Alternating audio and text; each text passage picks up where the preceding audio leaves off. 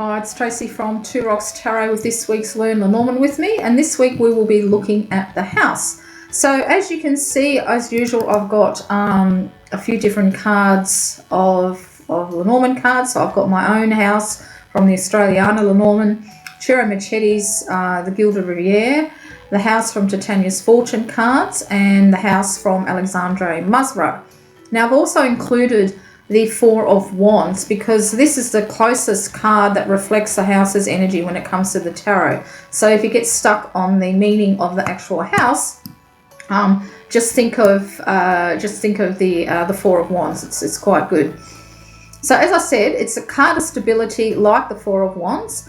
Your home, your childhood home where you grew up, so it can represent the past in some aspects as well. If it falls beside the card that's representing the client in your reading, it can represent all of what I have just said right now, but also it means that their heart is where their home is. So they're very much home focused. Okay, it's their everything. They just love they just love being at home. A lot of them, a real homebody. Not always, but it can often mean that. And it depends if it's either good or bad, depending on other cards that are surrounding it. So, if the whip was near it, well, then it's obviously, it's a household of arguments and tension. But, if it's got the clover or star or anything like that, then, it's generally a good homey atmosphere, so to speak.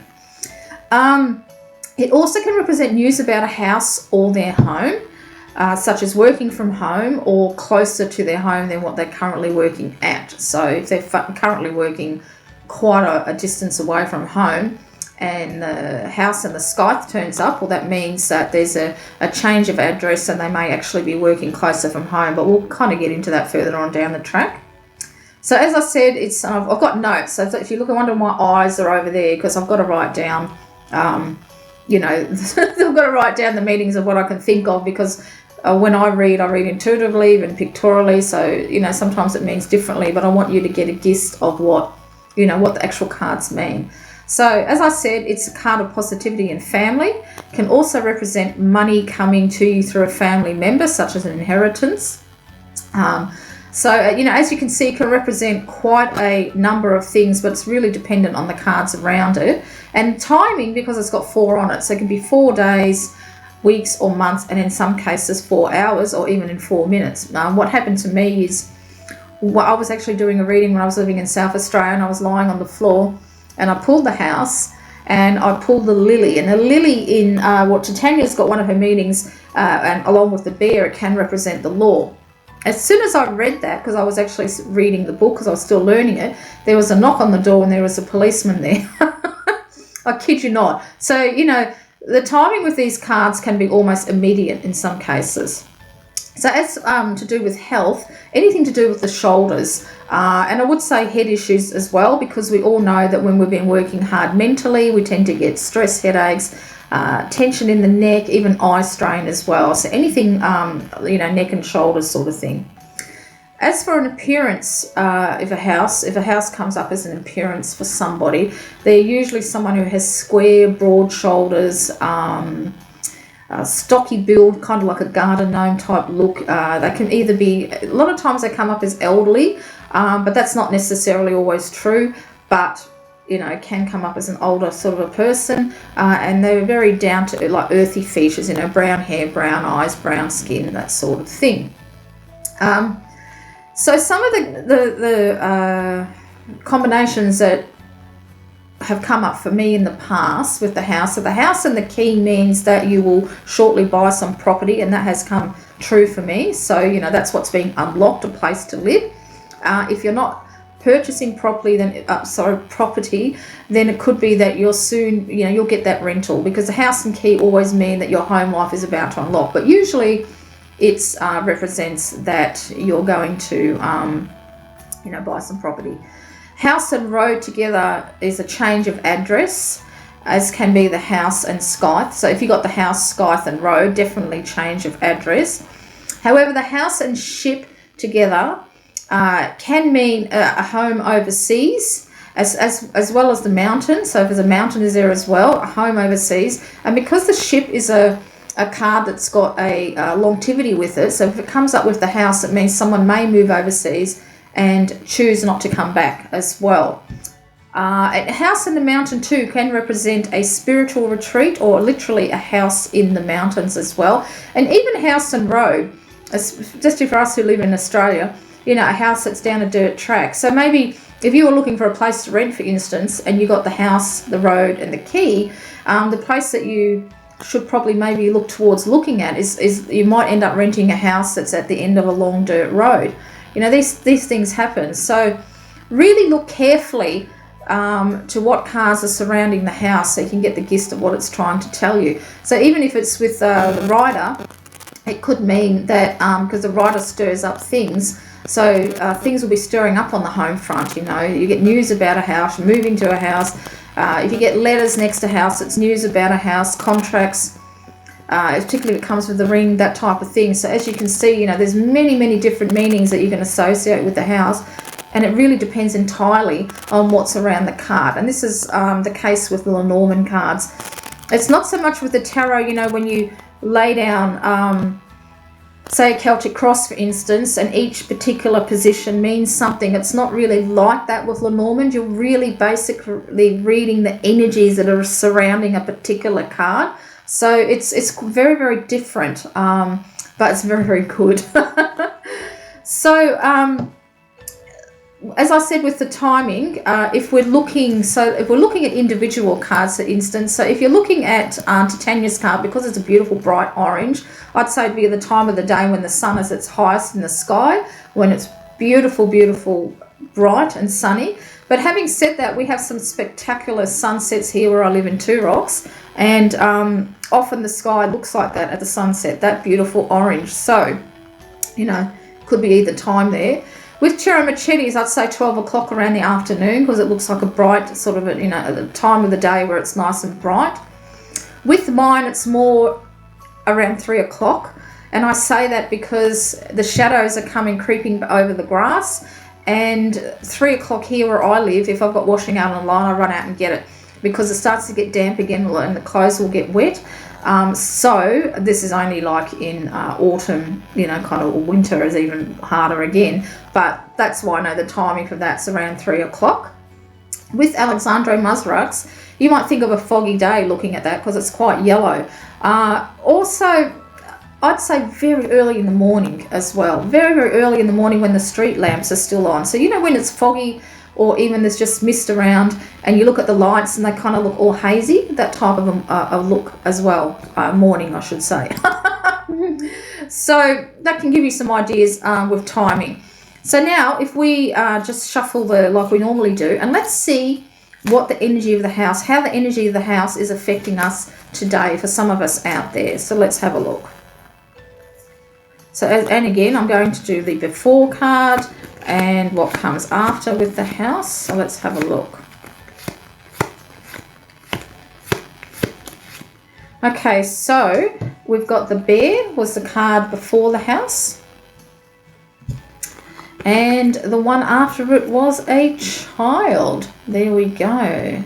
So the bear, this is kind of interesting. So this can literally mean that you have to, because the bear is about strength, and it's also going to be about the mother bear and protective. So some of you out there may be feeling very protective to one of your children right now, and you're concerned about them, and you know you want to give them strength. Actually, this is kind of true for me, because my daughter lives over in England, and because you know she, with the COVID and everything that's happened, you know, she's lost her job, she can't go to work or anything like that, but because she's on a visa, she's not entitled to any unemployment benefits or anything like that as well. So, you know, you worry. I mean, her living situation is quite good, because she's met somebody over there, and, you know, things are okay, but as a parent, I can't help but be worried about that. That's just the way it is, you know.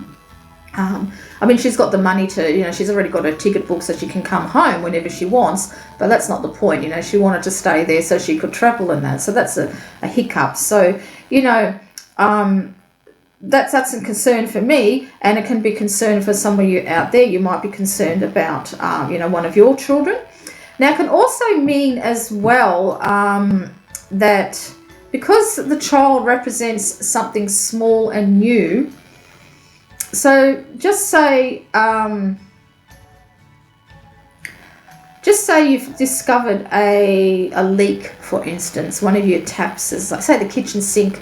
I think you call it faucet, don't you, in America? So we call it just a sink mixer, flick mixer, whatever is leaking, okay? That's what we used to call. I used to sell them, so I used to call them a flick mixer. So, and you notice it's leaking, and you don't really, so it's a new leak. It's just started off small. Get up in the morning and you have a look, and your whole floor is flooded in the kitchen, and funny enough, and that's where the polar bear comes in, because literally you feel like you're in the sea, because there's just water everywhere. You ignored it, you didn't think much of it. So that's the kind of thing. Started off small and new, new leak, and then it ended up flooding, and that's what you felt like, a polar bear in your own house, because there was just water everywhere. So can have meanings like that associated as well. But basically, the bear is a very protective bear as well, and that's the thing. You feel very protective over one of your children who's either living with you or like mine is living overseas, and you just worry about them. So it can mean that type of thing as well. So that's it, how it's kind of affecting us as well. So I usually do a who, what, where, and when. So let's try that then with the house. So I'll put the house aside and shuffle these back in. Actually, no, I'm not. I'm going to actually share a different spread today, because this is so usually I do the card before and after, but now I'm going to do a 7-card spread, because I think we've progressed enough that you can understand getting the gist of what I'm doing. So I'll leave the card out. Well, actually, no. Can you do it, or you can do it in together? You can leave the card out and then just draw it, but basically what you do is it's exactly the same thing. So you shuffle the card back in there, give it a good shuffle. So we know it's the house, all right?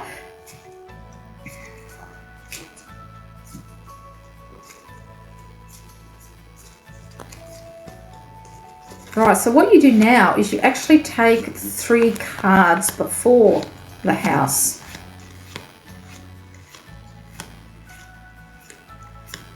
All right, so I've got the house down.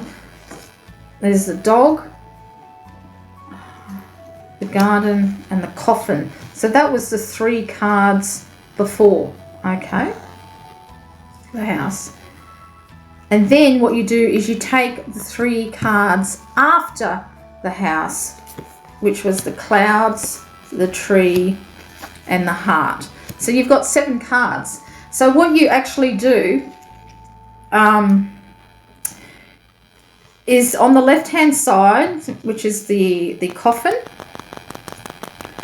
I'll see if I can take a photo and insert that in. If I can, I'll do it, but I think it might be too long. The garden and the dog.